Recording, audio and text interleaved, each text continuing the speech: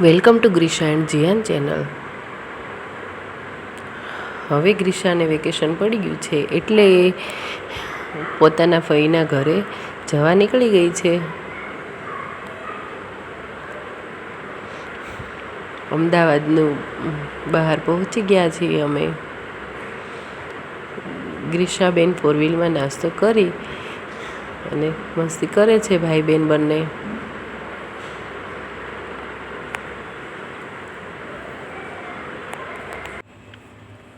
આ સાબરમતી નદી પર આવેલો ઝૂલતો બ્રિજ છે, જે ખૂબ સરસ લુક લાગે છે.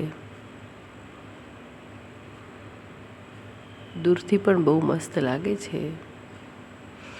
ગ્રીશુ હવે ફઈના ઘરે પહોંચી ગઈ છે. ત્યાં ખૂબ મસ્તી કરી પછી સવારમાં અમે નાઇટ સ્ટે કરીને પાવાગઢ નીકળી ગયા. સવારમાં ગ્રીશુબેન રેડી થઈ ગયા છે ફરવા માટે. હવે પાવાગઢ આવી ગયું છે. અહીંથી નીચેથી પણ સરસ લુક ડુંગરાનો આવે છે.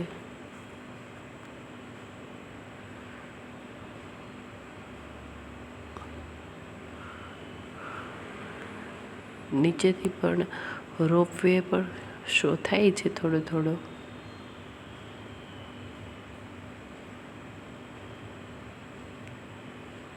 થોડો દૂર દેખાય છે પણ રોપવે દેખાય છે.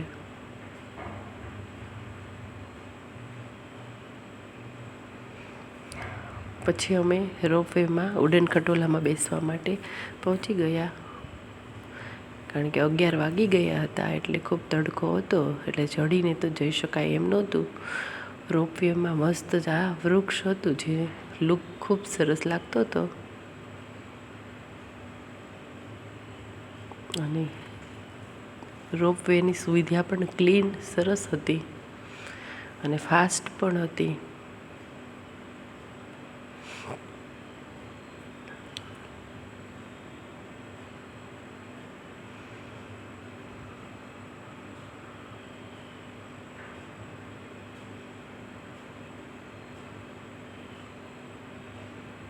જો ઉડન ખટોલા શો થાય છે.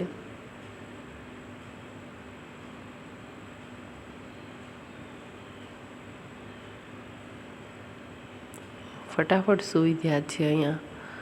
સ્પીડમાં પહોંચાડી દે છે ઉપર.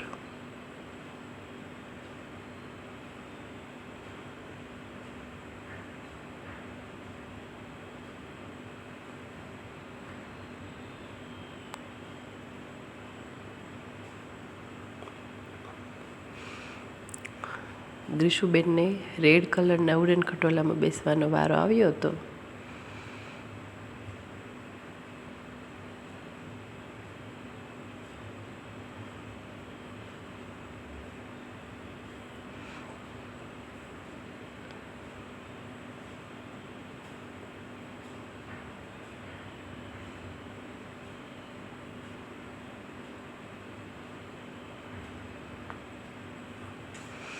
ઉપર જતા મસ્ત લુક આવતો હતો.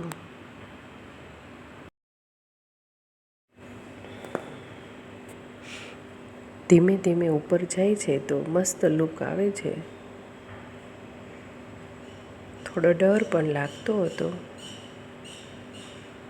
હવે મસ્ત શો થાય છે બધું. જીયાન તો ઉપર ચડવા લાગ્યો છે ધીમે ધીમે.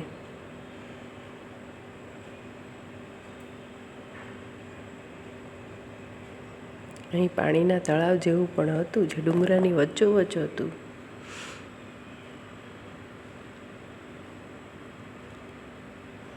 જો વચ્ચે જ છે તળાવ. પાણી ફરતે કોરું છે અને વચ્ચોવચ્ચ પાણી ભરેલું હોય. હવે મંદિર તરફ જઈ રહ્યા. આવી ગયું છે મંદિર. હવે મહાકાળી માતાજીનું મંદિર છે જે પાવાગઢ ઉપર આવેલું છે, જેના દર્શન આપણે કરીએ. હવે જય માતા દી. ફરીથી હવે નીચે જશું આપણે.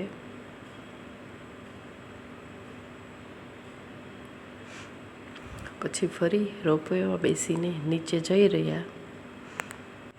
પછી અમે ગાર્ડનમાં આવ્યા હતા, જ્યાં ગીરીશુબેન ખૂબ સરસ ફોટો પોઝ કરી રહ્યા હતા. અહીં મસ્ત ગ્રીનરી હતી, સરસ ફોટો સેશન પણ કર્યું બધાએ, અને બધાએ રમ્યા, બાળકો બધા રમ્યા. પછી વડોદરા મંદિરે દર્શન કર્યા. હવેલી અને સ્વામિનારાયણ મંદિર બંને પાસે હતા, તો બંને જગ્યાએ દર્શન કરી અમે નીકળી ગયા. પછી અમદાવાદ જવા તરફ નીકળી ગયા. હવે અમદાવાદ આવી ગયું છે, તો આવીને અમે પીઝા ખાઈ ને ડાયરેક્ટ ઘરે જતા રહ્યા, કારણ કે હવે થાકી ગયા હતા. બસ હવે ઘર આવવાની તૈયારી છે. Thank you for watching. Like, share and subscribe please.